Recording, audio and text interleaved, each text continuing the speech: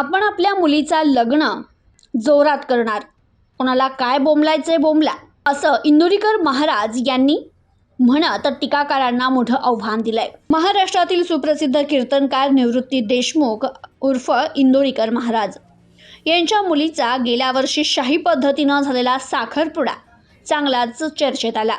आता त्या मुलीचा विवाह सोहळा अहिल्यानगरच्या संगमनेर तालुक्यात उद्या 3 मे रोजी संपन्न होत असून त्याची देखील जंगी तयारी करण्यात आली आहे. शाही साखरपुड्यावरून झालेल्या टीकेनंतर इंदोरीकर महाराज यांनी टीकाकारांना आता लग्न आणखी जोरात करणार, काय बोंबलायचे बोंबला, असं म्हणत डिवसलं होतं.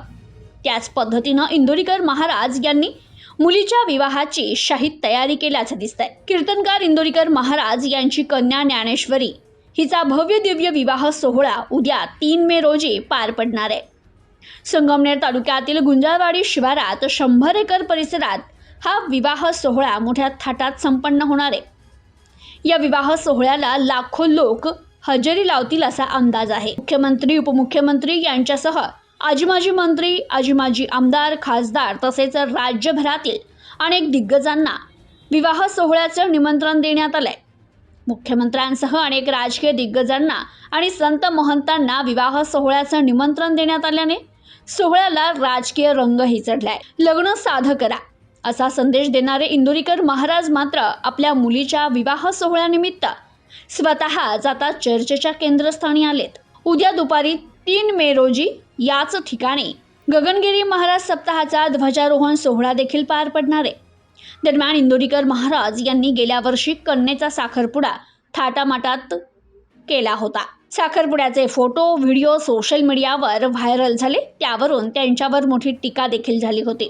दुसऱ्यांना साधेपणानं लग्न करण्याचा उपदेश देणारे महाराज आपल्या मुलीचा साखरपुडा सोहळा मात्र चांगला मोठा साजरा करतात, असं म्हणत त्यांच्यावर सोशल मीडियातून टीकेची झोड उठवण्यात आली होती.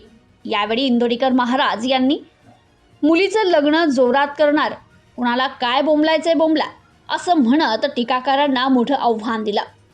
एकीकडे 30 मिनिटाच्या सभेसाठी 3 कोटींचा खर्च होतो, तेव्हा कोणत्याही चॅनलवाल्यांनी राजकारण्यांना पैसे कुठून आणले असं विचारून दाखवावं, असं इंदोरीकर महाराजांनी विधान केलं होतं. आता उद्या इंदोरीकर महाराज यांच्या कन्येचा शाही थाटात विवाह होत आहे.